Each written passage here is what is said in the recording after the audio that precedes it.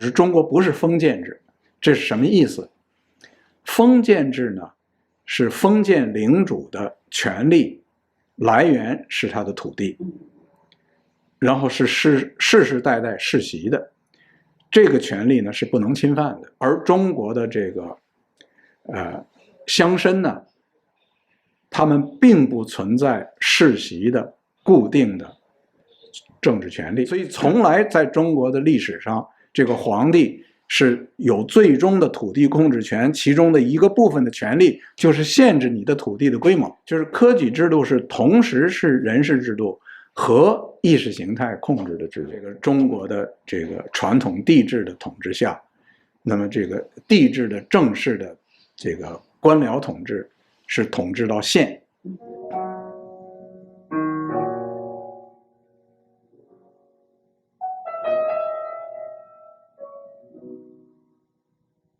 您说过中华帝制或者中国帝制不是集权主义，对对，这个也有很多人不太理解。对对对对，首先呢，这个是这里其实是几个问题合在一起。第一个问题呢，就是作为社会科学，社会科学呢是一定先要就是分清楚这个事实是什么，和分清楚机制是什么。那么事实是什么呢？就是机制是什么呢？就是这个集权制的机制和威权制的机制是不一样的机制，是从社会科学角度讲是要分清楚。那么除了社会科学的原因以外呢，还有一个就是实际的原因，就是实际的原因就是包括政策，和包括我们怎么看待这个中国的未来。那么关于政策，关于中国的未来呢，那么就是刚才我们已经讨论过了，就是威权主义和集权主义之间的差别，实际上就是里边既有学术上需要分清的这个必须分清的这个学术上的原因，也有政策上和实际的原因。因为你如果不分清呢，你就会误认为这个比如说现代化理论的这个道理，就是你只要经济发展了，那个威权主义的制度就能自己过渡成为民主宪政了。因为这个世界上有很多例子，最重要的例子就是台湾跟韩国。但是呢，台湾跟韩国都不是集权主义制度。那么你如果不分清楚这个，你就会误认为中国只要大家不用管，就发展经济就行了，经济发展了，自己就变成民主这个宪政制度了。但是如果你认识到它是集权主义制度，这个逻辑就下不去了。这个之所以中国会这10年来复辟，就是集权主义复辟，原因是因为它原本是集权主义制度，然后集权主义的这个整个的基础从来也没有垮掉过，它原来只是曾经朝着威权主义过渡，这个过渡根本就还走在半路呢，它现在集权主义制度就又返回来了。所以这个只要集权主义制度不垮台，它是没有可能自己能朝着这个民主宪政的制度过渡的。所以这个呢，就是必须要认清楚。那么为了认清楚这个，就涉及到了这个讨论中国集权主义制度的来源是什么了。就是这个从机制上讲，因为我们定义集权主义制度我们是以这个操作的方式来定义的，操作的方式定义，所以是用极权主义党定义的。极权主义党那就是一个现代党，那所以这个中国古代是不存在，古代没有党，没政党。政党本身在人类历史上，政党就是这个法国大革命之后才有政党，那个之前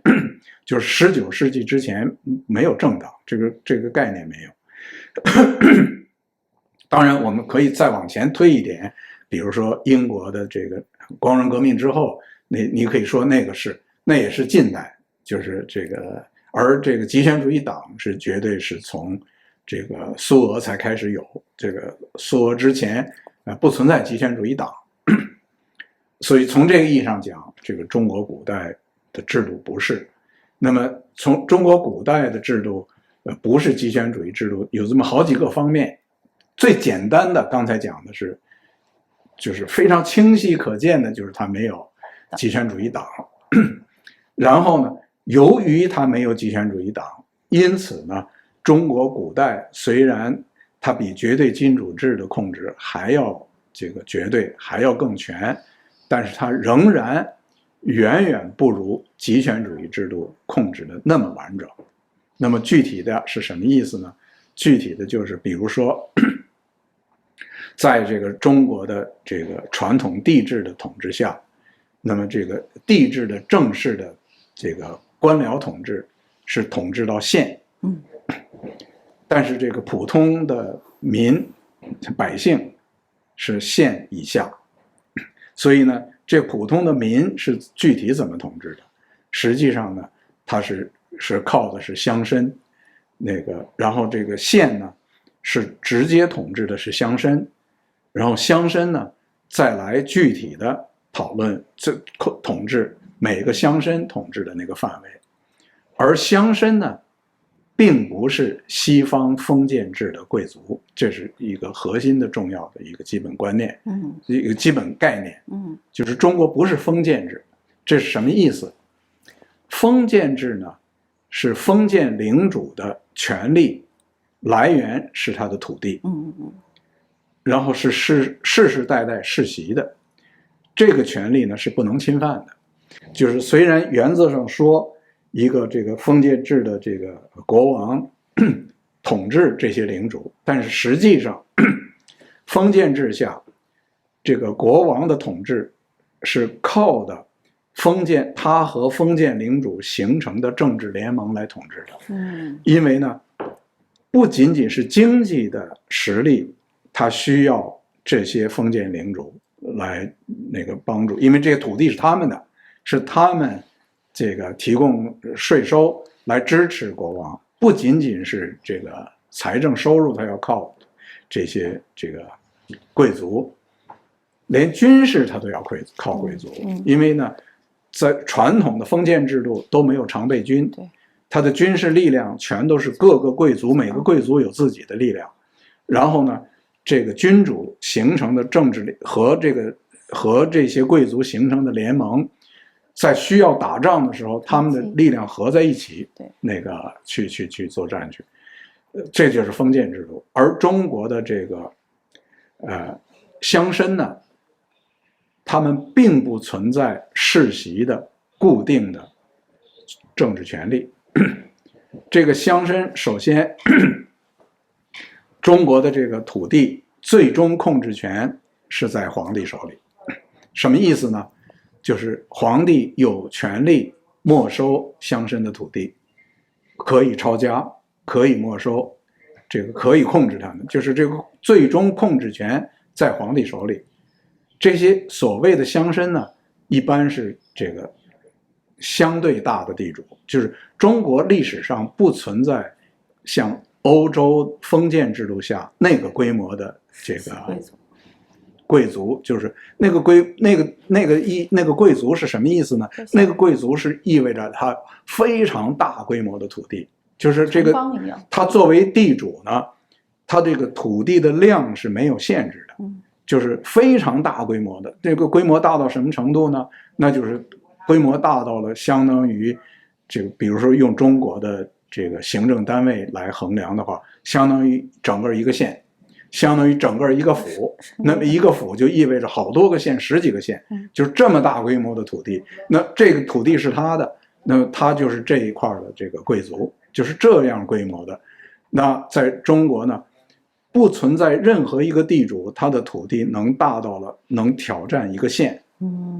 那么他的土地不能挑战一个县呢，是什么样的规模呢？就是它不能大到了相当于咱们现在的乡和镇的这个概念。所以没有任何一个地主他能有那个土地相当于现在的整个的乡整个的镇，这个规模是没有的。所以更不要说相当于整个一个县的土地，这个根本不允许存在的。所以从来在中国的历史上，这个皇帝是有最终的土地控制权，其中的一个部分的权利就是限制你的土地的规模，就是你大到一定程度你就犯法了，就是你就不可以做的事儿，你做了以后，你就是政治上要出问题了，谋反。对，还有呢，你作为乡绅，你的地位也不纯是因为你的土地，所以是不能世袭的，不是世袭的。你的地位是你必须考科举，所以科举制度实际上是个人事制度，就是科举制度是同时是人事制度和意识形态控制的制度，同时两个东西都在一起。往往人们误认为科举制度就是一个这个意识形态，或者甚至连意识形态都没有强调，认为它就是一个文化，认为它就是一个念书做官，实际上它是这个人事制度。尤其是明清之后，就是这个在充分成熟了之后，它就是一个这个人事制度。因此呢，这个乡绅呢都是要经过科举之后，你才能进入他的这个官僚人事制度里边的，进入他的第一个门槛。然后呢，这个你家还有很多的土地是两个合在一起，然后这些乡绅呢，往往他们的统治呢，非常常见的统治的一种方式呢，是这个大姓，那个姓的那个是以家族为基础的，通常就是这个最常见。那么这个呢，又是孔孟之道里边的内容，所以是这么样一个结构。但是这个结构呢，本身就意味着什么呢？就是这个它和集权主义不一样。就是说他这个皇帝对他们是有控制的，但是呢，他们又不是完全是皇帝控制的，就是他不是彻底的皇帝的人，他是有控制，但不是彻底控制，这就是威权主义，就是威权体制，它不是集权制的。集权制它是党，对吧？集权制是你到了每一个村子里都有党，就是任何地方都有党，党是处处所在，然后你们都是党的人，你不是简单的说你是中华人民共和国的干部，不是，你是中国共产党的干部，这叫集权制。而这个古代不存在这个东西，然后你是不是中国共产党的干部，这是决定性的。你在古代的时候呢，由于你到了这个最基层，你都是乡绅在实际负责，那么这个你这个乡绅实际上呢，又往往都是家族的头，然后你每个家族呢，实际上呢，都有每个家族的规矩，家族和家族之间并不需要是有统一的规矩，而党可不是这样，所有的支部一定要听党委的，党委是统一都管了的，然后党委下级党委一定要被上级党委统一管理的。所以党有一个统一的文件，一直下到支部的最基层，所以彻底是统一的。而这个在这个乡绅统治下呢，每一个家族都有每个家族的不同的规矩，有的更严厉，有的不太严厉，然后等等等等，就是花样多了。所以这就是威权制。但是呢，皇帝绝对不允许这个你们这些同姓的人。这个跨县、跨府，甚至跨省连起来，绝对不允许。比如说，我们家姓许的，你要是在建了一个全国的许家大联盟，那全给你抓起来。就是这个皇帝呢，他是怕你们姓许的反了，所以呢，你们姓许的可以在那个县里头，可以有相当的活动。对，可以。这个呢，就实际上呢。集权制连那个也不允许，这个是不一样的。所以现在大家老说，现在还不如当年皇上。当然不如，绝对不如，就是差远了。就是在这个皇帝的时候呢，至少你们在那个县里头，是可以有勾结的。你只要不威胁县政府的统治，就是只要县府认为你们这勾结是安全的。那就行，这个他就不害怕，但是你不可以有那么大的土地，这个使你形成的那个实力，让县府觉得你有威胁，所以呢，这个任何人的土地，都是限制的，所以这个呢，就是它是威权主义统治，然后这个威权主义统治呢，是比就是中国的帝制，就是中华帝制，它的这个权力集中程度是大大的超过了欧洲的绝对君主制，就是远远超过他们的绝对君主制。所以这样子的制度基因使得它接近集权制度，但是它不是。中国人太可怜了，造了100多年的反，最后发现现在的这个制度还不如当年对，给皇帝做牛做马。不如，对，不如，